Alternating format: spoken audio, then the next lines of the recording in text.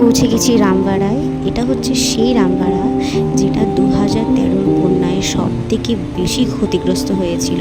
রামবাড়াতে 2013 বন্যার আগে কিন্তু প্রচুর পরিমাণে হোটেল, ধর্মশালা, খাওয়া দাওয়ার ব্যবস্থা সব কিছু এখানে ছিল। দর্শনার্থীরা অর্ধেকটা রাস্তা অতিক্রম করে তারপর রামবাড়াতে এসে হোটেলে রেস্ট নিয়ে তারপর পরদিন থেকে ফের আবার কেদারনাথের ট্রেকিং চালু করতো।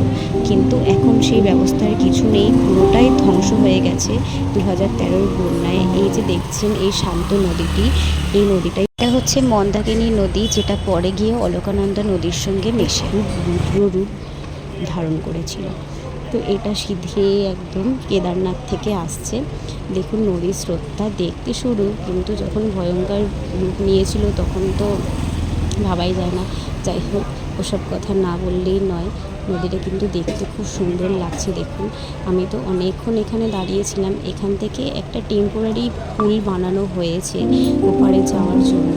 এই পুলটার জন্য কিন্তু অনেকই সুবিধা হয় সবার। তো এটাও আবার জানি না কবে কী হবে, কারণ এখানে রাস্তাঘাটটা কিছু বলা যায় না। আর যখন মৌসুমের সময় আসে, যখন বৃষ্টিপাতের সময় আসে, তখন কিন্তু এইগুলো ধস নামতে শুরু করে পাহাড় থেকে।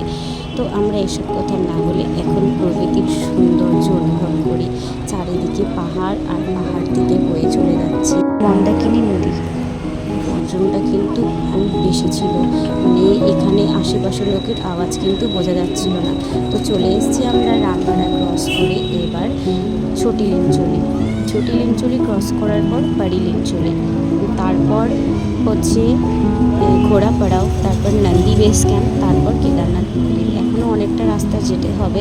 তো আমাদের না আস্তে আস্তে ঘুম পেতে শুরু করে দিয়েছিল সবাই। এবার আমরা ভাবছিলাম কি যে অত ভোরবেলা উঠেছি, রাত্রিবেলা ঘুম হয়নি, 4টার থেকে ট্রেকিং স্টার্ট করেছি, তার জন্য হয়তো ঘুম পাচ্ছি।